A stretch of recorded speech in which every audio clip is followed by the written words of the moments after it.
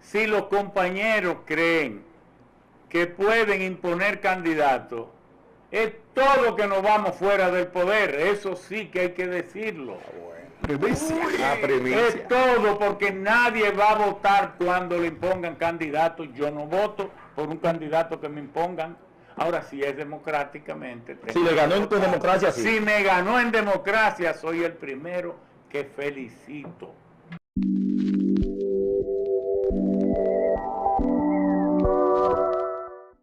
Que una persona de origen humilde, como nosotros, que venimos de los haitises, nacido deforme, que lo llevan por caridad de unos predicadores a Canadá, que allí es que aprendo a hablar como a los 3 años, cuando me completan porque no tenía el maxilar superior completo y no tenía la cavidad bucal completa para hablar. Que entonces uno se forma, se desarrolla, llega al Estado, ha manejado tantas instancias importantes del Estado y en tantos años no ha aparecido un expediente que hable de que nosotros hemos hecho otra cosa que no sea hacer las cosas correctamente, con transparencia y exigir. Entonces, lo que yo estoy sospechando es que tú vas a ser el primer voto que yo voy a recibir. Esto porque tú estás aspirando exactamente lo que nosotros estamos exigiendo y haciendo. Porque tú crees que es duro que yo le diga todo esto a mi propio gobierno. Entonces, si tú me dices que tú tienes otro candidato que no sea yo, tú no estás hablando con sinceridad.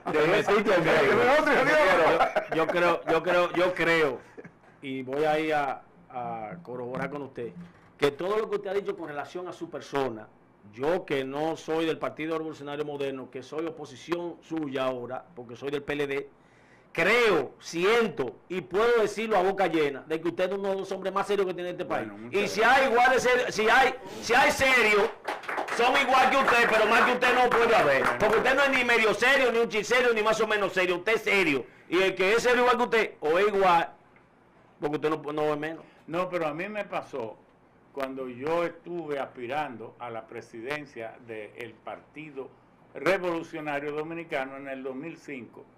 A mí me pasó algo que me molestó, pero que tuve que entenderlo. Fui a Villa Los Almácigos y allí Espinal, que era el alcalde en el 2005, me dice, mire, ya nos estamos aproximando a la fecha de las votaciones de la convención interna del PRD. Villa Los Almácigos queda muy lejos. Ya usted no tiene que volver por aquí. Usted aquí va a sacar el 70%, no se preocupe. Pero cuando terminemos el acto, vamos a ir debajo de aquella matita para yo decirle por qué yo creo tanto en usted. Cuando terminamos, yo le digo, Espinal, ven para que me diga la cuestión. Y fuimos debajo del árbol. Me dijo, mire, yo creo tanto en usted porque un hombre tan feo no puede andar hablando en público. Entonces, tal vez. Entonces la gente me decía, no diga eso porque le hace daño. Entonces yo en forma de chance, decía, no, lo que yo no soy es como Virgilio Bello Rosa, que ni es bello ni es rosa. Yo digo la verdad. Entonces. Bien, ingeniero, cuenta Ramón Alburquerque con la estructura para enfrentar y vencer a Luis Abinader y al gobierno en una eventual convención del PRM. Mira, oye lo que pasa. No es un secreto para nadie que el 85% de la militancia y la dirigencia media está fuera del gobierno. Y se le provocó para que pidieran empleo, pidieran cosas. Y luego se le ha dicho que son los PLDistas los que tienen que quedarse ahí, que no son de carrera, que no tienen currículum. Entonces, gente buena y firme para nosotros formar esa estructura, la estamos encontrando a raudales. Ahora lo que nosotros no tenemos son esos dirigentes de primer nivel, por eso nos sacaron de la dirigencia, de la dirección ejecutiva, y porque si tienen su cargo no van a dejar el poder para salir a buscarlo. Y yo eso lo comprendo. Pero es que detrás de cada persona, detrás de cada gran dirigente, a lo mejor hay 10 que quieren serlo y algunos que tienen más condiciones. Nosotros andamos buscando esos, y esos sí que son muchos. Entonces puede haber tremenda sorpresa. Entonces, pero es mejor que uno sea humilde. ¿Por qué? Nunca dice Maquiavelo, no desafía al poderoso, déjalo que se consuma en su poder. Sigue haciendo tu trabajo. Y eso, en eso está. Pedro Agustín Castillo Jr. Don Ramón, Una de las justificaciones de la salida, Pero formación, dijimos pues, que vamos también a tocar los grandes venga, temas mundiales, sí, pero los grandes déjame llenar un candelazo del partido. No, pero venga. espérate, Castillo. Los grandes temas de la cuestión, porque ahorita se va el tiempo. Y aquí vino Ramón a Santiago a hablar de chismecito nada más. Sí, pero déjame darle No, un si te quieres candelazo. tener hasta las 7 aquí, si Porque su yo agenda quiero lo saber permite. algo. No, Aquí pero- no hay horario para usted. Perdón, creo yo, que la gente de Santiago, una de las regiones o la región más dinámica de la economía del país, merece también escuchar qué pensamos nosotros sobre la guerra de Ucrania, qué pensamos nosotros sobre si Rusia cierra los gasoductos a Europa, cómo esa gente pasará el invierno, pero también cómo podemos producir hidrógeno verde, cómo podemos combatir el cambio climático. ¿Qué sabe Ramón de eso? Pero a los que fuimos PRDistas y nos inscribimos con usted, nos interesa también saber qué piensa Ramón Albuquerque de la salida del PRD y el PRM está haciendo lo mismo. Esa es la pregunta que le quiero hacer. No, pero Yo lo que así le dan ustedes su sombrilla. Pero lo que yo estoy diciendo es solo una opción. Sí, pero Ya estamos hablando de eso y No, si no. ese es, vamos a seguir. Sí. Pero yo estoy sugiriendo que no, Temas nacionales. que no creo que sugerir sea una ofensa, ¿no? ok, sí, déjeme yo hacer una pregunta porque la tengo en inquietud de hace rato. Ustedes criticaron cuando salieron del PRD y formaron el PRM de que Miguel era antidemocrático, de que se hizo asamblea, que se eligieron las autoridades de forma arbitraria. Entonces vimos que en enero de este año ustedes modificaron los estatutos y hicieron los procesos como quisieron, las autoridades que le gobiernan. Ahora bien, usted ahora está aspirando a la candidatura presidencial. Si de la misma forma con que ellos modificaron los estatutos, ahora vienen y le imponen la reelección, ¿qué va a pasar con Ramón Albuquerque? Le voy a hacer la misma pregunta que le hice a Guido. ¿Usted se iría del PRM o se quedaría siendo un caballo de Troya para enfrentar a Luis Abinader desde dentro? No, es que, oye, el PRM emergió como el partido iluminado, tanto que en 5 años y medio entra a The World Record Guinness, entra a los libros Guinness, porque llegó al poder en un periodo de tiempo tan breve que merece entrar como una de las cosas más extraordinarias, inaudita, inédita del mundo. Y es precisamente porque fuimos el partido, mientras los demás partidos no hacían convenciones por voto secreto, directo y universal, nosotros lo hicimos. Entonces, hay de aquellos que hoy estén repitiendo las prácticas de Miguel Vargas.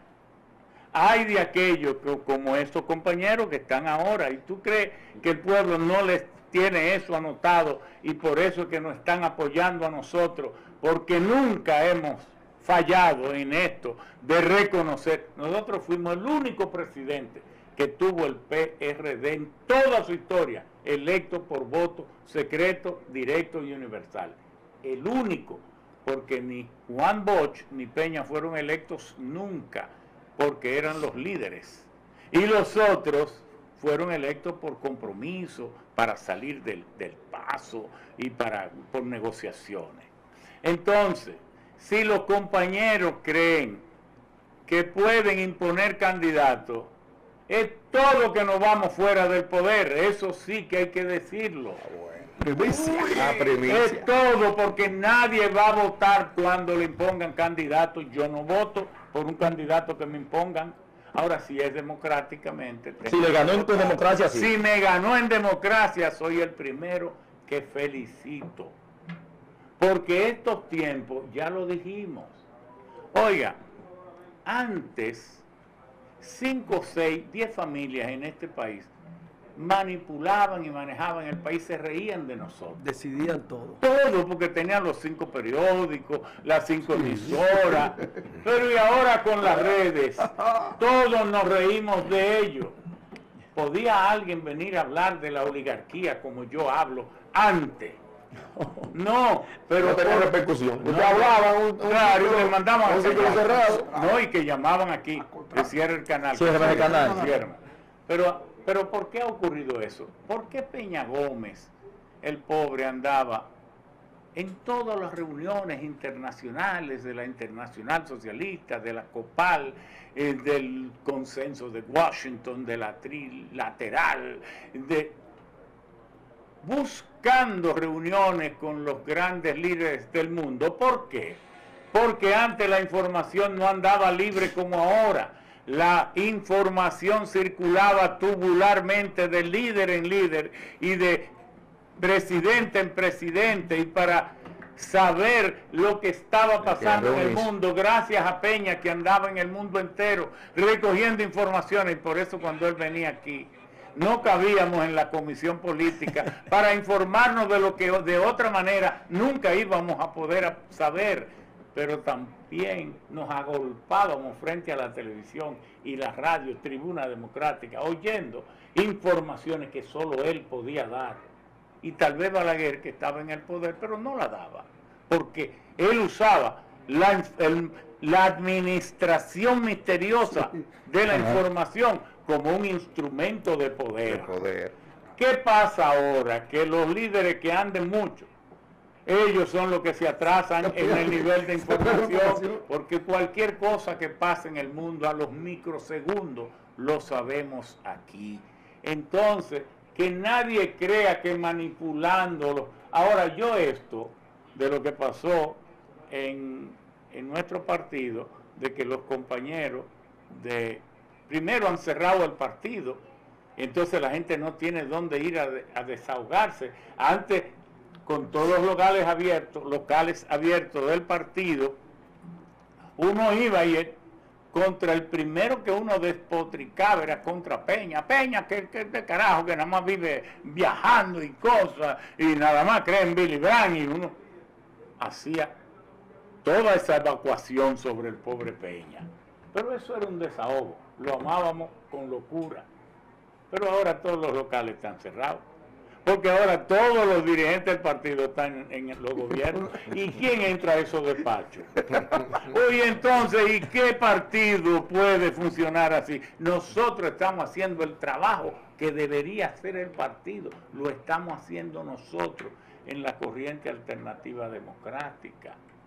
Entonces, pero uno lo comprende, porque ¿qué hubiera sido si se hubiese hecho esa primaria para elegir los dirigentes del partido?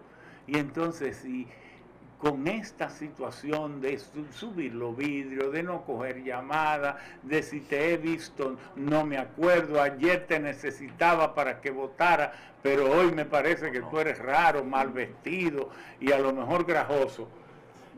Bueno, ¿qué hubiera ocurrido si se hubiesen presentado como candidatos? No hubiera sido un plebiscito revocatorio y la gente lo hubiera interpretado no contra su rol de dirigente del partido, la gente lo hubiera interpretado como un plebiscito revocatorio contra el gobierno. Entonces yo eso como que lo comprendí, pero donde no se le puede tolerar es cuando se vaya a elegir a los candidatos, empezando por el presidente. Porque el que me aplasta a mí, se me impone a mí y es dictador frente a mis derechos, yo no tengo nada que ver con él.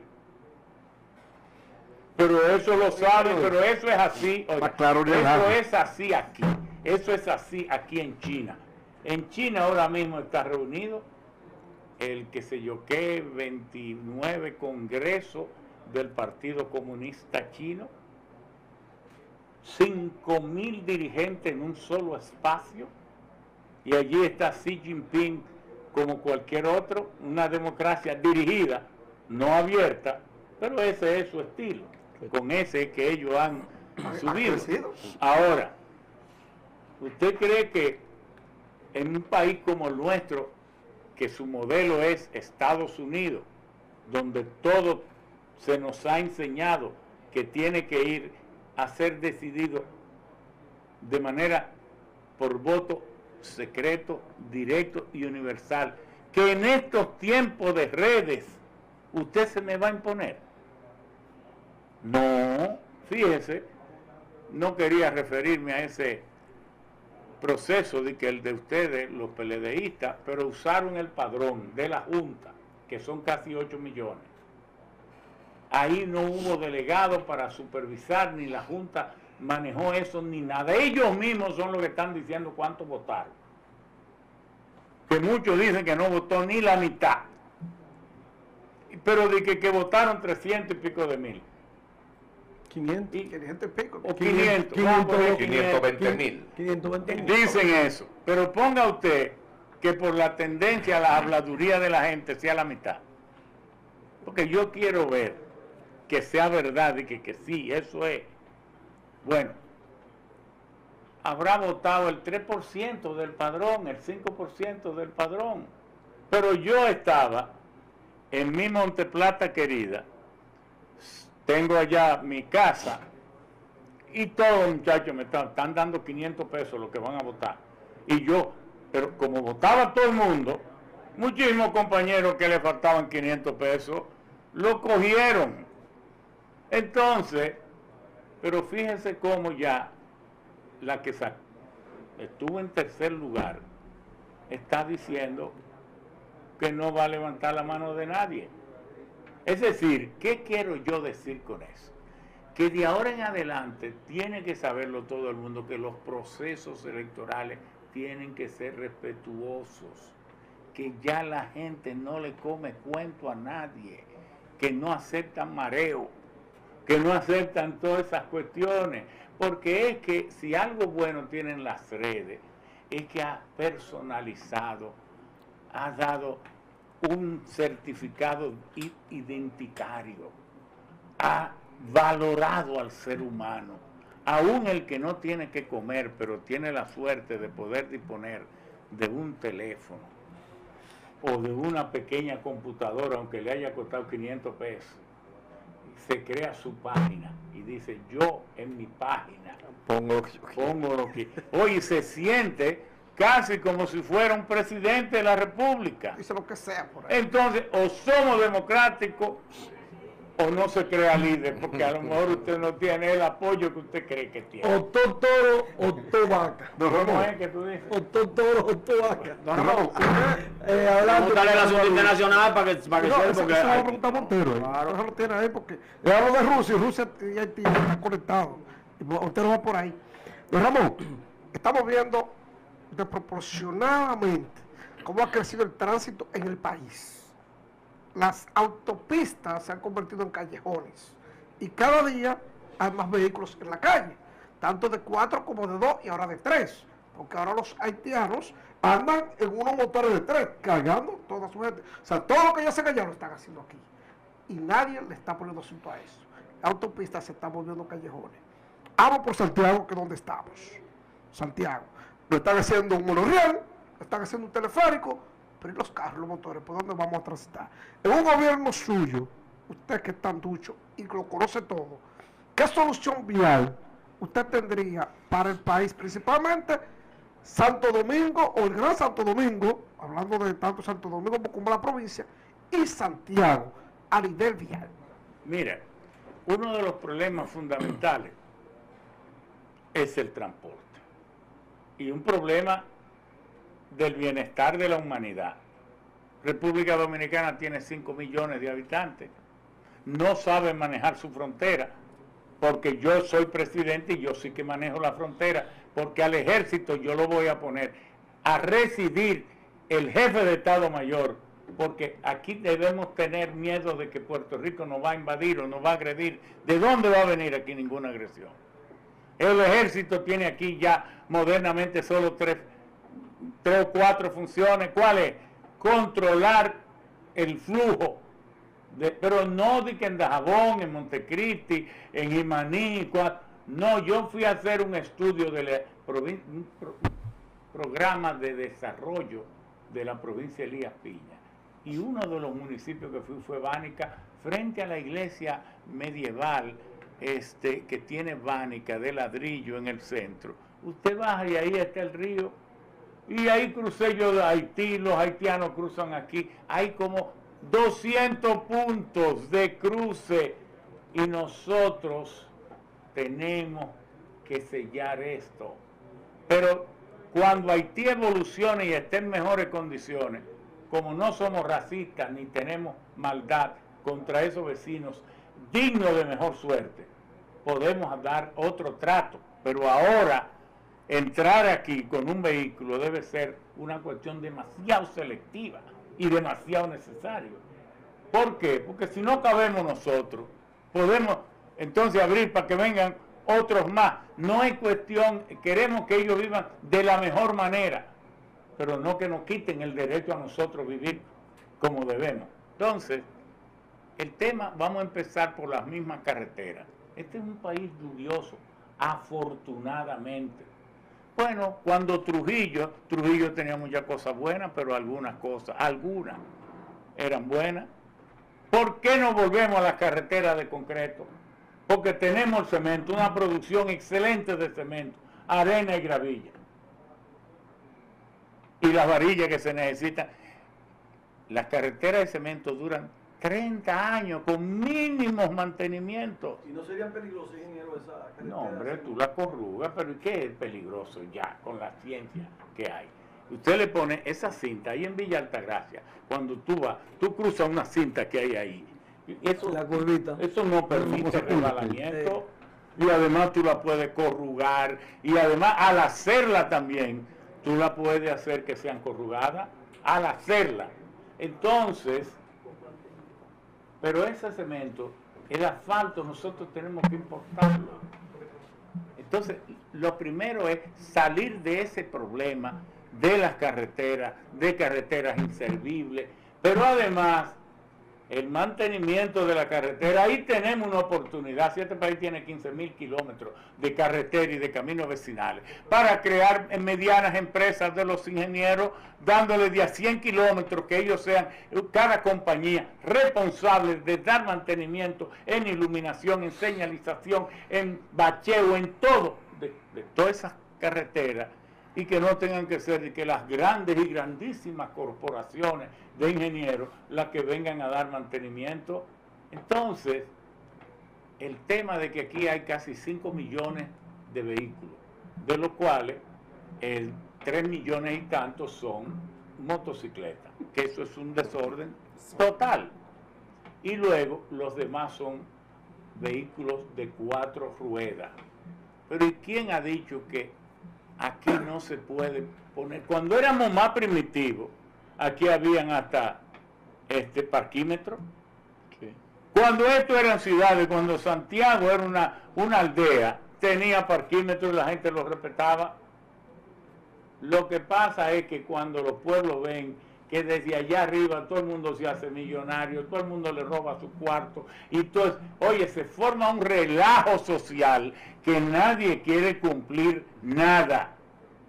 Entonces yo pienso que además terminar de mejorar el transporte en la capital. ¿Cuánta gente no se monta todos los días en el metro? Y yo he dicho que una de las cosas que hay que seguir ampliando y ampliando y ampliando, todo el que llegue al poder, es el metro.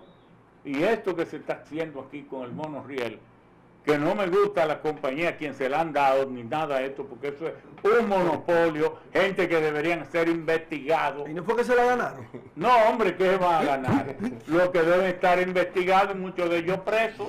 Se la ganan por los compromisos. Entonces, Y este pueblo no puede ser manejado caprichosamente porque alguien tenga un fuñido compromiso que nunca ha publicado. Entonces yo pienso que el tránsito aquí, en todo país en vía de desarrollo hay problemas del tránsito, pero el tránsito aquí debe ser organizado, es organizable, se puede hacer y ojalá que lo hiciéramos porque vamos a ahorrar tiempo y mucho dinero y muchos muertos, porque la cantidad de accidentes que están dejando los tránsitos, bueno, ustedes tal vez tengan otra pregunta que hacerme. Yo tengo, bueno, si ustedes... Un saludo a Moisés Barrientos, que Barrientos, socio de esta plataforma en la ciudad de Houston, Texas. Le manda un saludo a don Ramón, él es un admirador suyo. Brito, yo voy a ser un admirador tuyo también. Y sobre todo tengo que terminar de ganarme ese voto tuyo. Ingeniero, ya para concluir, porque nos están haciendo más señas que el queche de aquel lado. Ingeniero, hablando de geopolítica, hablando de Rusia, de Ucrania, ¿qué va a pasar con esos grandes empresarios, esas grandes industrias que están en los alrededores, que están cerca en ese conflicto, específicamente en Ucrania? ¿Qué va a pasar? ¿Qué piensa? ¿Irán a emigrar a otro país? Pero mira, ¿Qué pasará con eso? Ucrania no es un país muy industrializado, porque Ucrania Pero nunca, están alrededor. no, Ucrania nunca fue una nación independiente. Ucrania empezó a ser nación independiente en el 1999. Ucrania era un gran territorio de tierra muy fértil de Rusia, de todo. Desde luego en Ucrania fue que empezó, en ese trasiego migratorio de los pueblos indoarios, de los eslavos, donde primero fue cuajando al salir del hielo y llegar a los climas templados, ahí en ese entrecruce nació lo que se llamó el Rus de Kiev, el Rus. Rus quiere decir en eslavo centro de poder. Y entonces en 1605 se formó allí lo que se llamó el hermanastro entre lo que hoy es Polonia, lo que es Lituania, lo que era Bielorrusia y lo que era Kiev. Y allí tuvo mucho Igor Bergorov, fue el gran líder por un tiempo, pero luego perdió vigencia, el poder, y entonces surgió el Rus de Moscú. Y la palabra Rusia viene de Rus, que quiere decir el país poderoso. Y ahí entonces nació Rusia. Y en los tiempos actuales Rusia tiene 17 millones de kilómetros cuadrados. Ahora, ahí hay un conflicto que no se puede ver como un problema entre Rusia y Ucrania. Esa guerra Ucrania la tiene perdida. Porque si Rusia se enfrentó a Alemania y a todo, Rusia fue el país que realmente derrotó a Hitler. De los 60 millones de personas que se dice que murió en la Segunda Guerra Mundial, rusos murieron 32 millones. Un país que apenas tenía 110 millones de personas. De cada 10 rusos murieron 3 en la Segunda Guerra Mundial.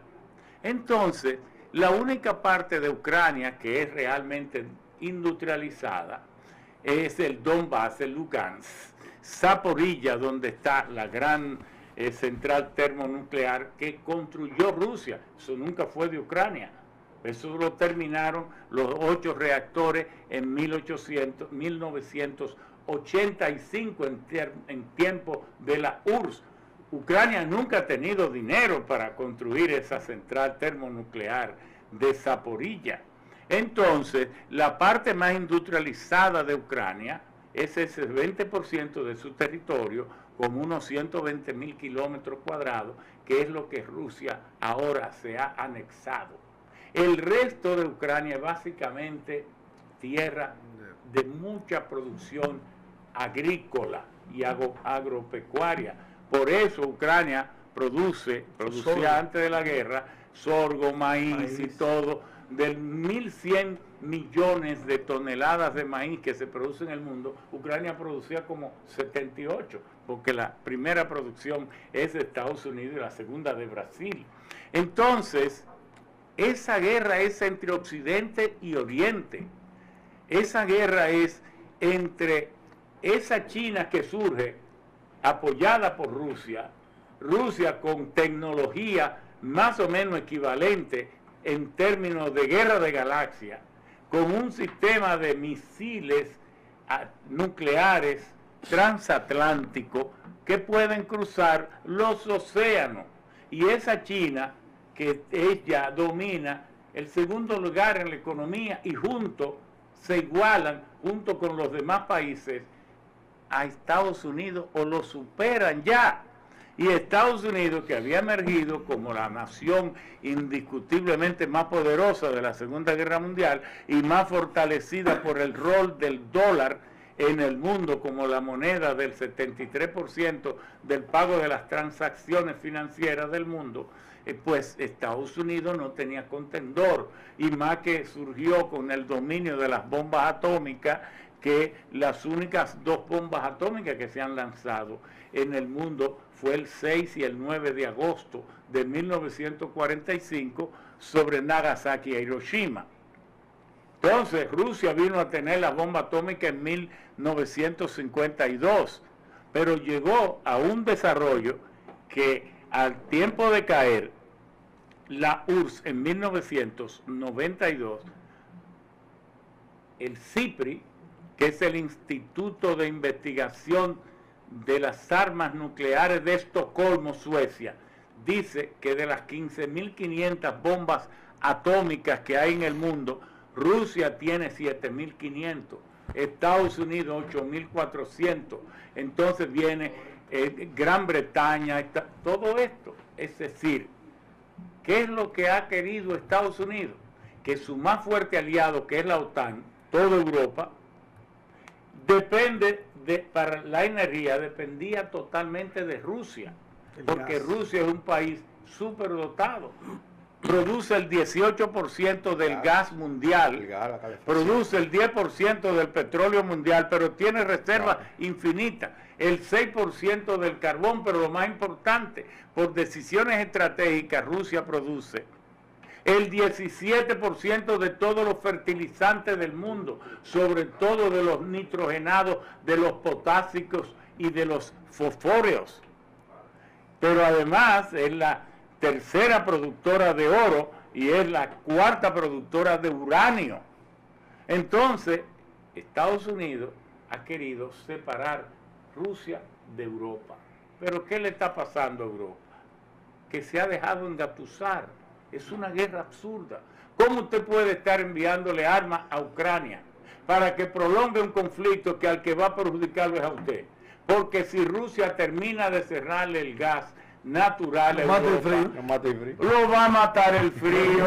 Entonces, podrá Estados Unidos mandarle algo de gas, pero cuando le envíe gas, el gas tiene que ser líquido, no gaseoso como el que va por los gasoductos. ¿Y cuál es la diferencia entre el gas natural que va por el gas gasoducto, por los gasoductos, y el gas natural que va en un barco? Que el que va en un barco, usted tiene que tomar 600 galones del que va por los gasoductos, enfriarlo a menos 162 grados centígrados, licuarlo en un solo galón. Entonces, ese gas que, por ejemplo, nos llega a nosotros, a Andrés Boca Chica, un solo galón equivale a 600 de esos galones que van por los gasoductos, porque usted no puede meter en un barco un gas flojo a presión atmosférica, porque el contenido calorífico es muy bajo y el barco va a llegar casi lleno de aire. Usted tiene que meter 600 galones en uno solo líquido. Entonces, para usted tener esas plantas que licúen el gas, en Estados Unidos hay muchas, y en Arabia Saudita, y en Qatar, pero hay el número suficiente de plantas. Pero allá en Europa se sabe que no tienen las plantas suficientes, pero entonces el problema, solo hay 272 barcos metaneros criogénicos, la criogenia. es la ciencia que estudia el comportamiento de los materiales a temperaturas extremadamente bajas. Entonces, esos barcos también tienen que llevar el gas natural en forma líquida y tienen que vivir generando esas frialdades para poder mantenerlo líquido. Pero de esos barcos solo hay 270 y están comprometidos. Podrán llevarle gas a Europa. Entonces esa es una guerra absurda, pero lo peor, para cerrar, es que la mayor parte de las industrias de Europa, y usted verá que si esto se prolonga un año más, Alemania, que era la más próspera, Francia, se irán a la quiebra como naciones, pero casi totalmente. ¿Por qué? Piénsenlo ustedes. ¿Qué va a hacer una empresa, una mega empresa, en Europa, cuando el combustible y el gas le va a hacer 3 veces? Claro. Pero además, cuando para poder paliar la dureza de las situaciones, le están subiendo los impuestos a los bancos, a las grandes empresas, como está haciendo España, Francia y todo, Se van a ir. pagando tanto impuestos, con la energía tan cara y con la incertidumbre de una guerra, porque ¿dónde es que han ocurrido todas las guerras mundiales? Qué bueno. Es en Europa. Qué bueno ese buen Entonces, estudiante. El ingeniero me acaba de decir a mí la realidad de esa guerra. Y le voy a decir ahora a ustedes que yo entendí de esa guerra. El ingeniero me acaba de decir a mí que Estados Unidos, que ya logró que el dólar está por encima del euro, Estados Unidos sigue enchinchando para que Europa se joda, y Rusia está metiendo a China, que compra el gas para que se lo venda al doble a Europa. Europa quiebre y entonces Europa se arrodilla. Ay, no, pero entonces en todo esto, excúsenme por la indiscreción, ¿qué hará Estados Unidos cuando quiebre a su mejor aliado y a su único gran aliado? Porque América Latina, que está en América, porque este continente de nosotros, que nunca... El Salvador. Este continente de nosotros, que nunca hemos sabido valorarlo bien. ¿Por qué? Todos los continentes están en un hemisferio. Asia, ¿en cuál hemisferio? Está en el hemisferio norte. Europa, ¿dónde está? En el hemisferio norte, pegadito de Asia. África, Brito, ¿dónde está? En el hemisferio sur. Oceanía, allá más abajo. Europa, ¿dónde es? América, ¿dónde está? Dividiendo el planeta en dos. Va desde el polo ártico al polo antártico. Tiene todas las estaciones, porque nosotros tenemos como continente al mismo tiempo al trópico de Cáncer y al trópico de Capricornio. Cuando en Estados Unidos es invierno, en Argentina es verano, pero cuando es primavera en el otro es otoño. Es que nosotros somos como la bendición del mundo y estamos a 13.000 kilómetros de Asia si van a cruzar el Pacífico y a 6.000 kilómetros de Europa si van a cruzar el Atlántico. Por eso en América nunca ha habido una guerra mundial, nos hemos guerreado entre nosotros. Entonces todo el mundo a lo mejor quisiera invertir aquí porque es más difícil, pero también América, y esto se lo dejo como reflexión, muchos dicen que es abandonada de los dioses. ¿Por qué? Porque fuimos descubiertos en 1492 y ya todos los dioses estaban creados. Porque Jehová estaba creado ya, el cristianismo estaba creado el Islam, el budismo, el hinduismo, el shintoísmo, el taoísmo, el confucianismo, el brahmanismo, todos estaban creados. Y las religiones que habían aquí y sus templos, vinieron los españoles y todos los ingleses y le hicieron templos encima. Por eso, debajo del templo, en el zócalo de la Catedral de México, están descubriendo todos los... Entonces usted me quiere decir que aquí se fundó el ladronismo. No, que aquí los dioses casi todos nos han abandonado. Bien, señores. El ingeniero dice que aquí se fundó el ladronismo, señores. Lamentablemente el tiempo se nos agotó. Queremos agradecer al ingeniero Ramón Alburquerque por haber hecho un espacio en su apretada agenda y venir a Santiago y compartir con nosotros en su espacio, el Candelazo Porque de la tarde. otros aman a Mao y yo amo a Usted ama Santiago. Santiago. Muchas gracias. Será mañana cuando sean las 5. cuando estaremos con ustedes nuevamente.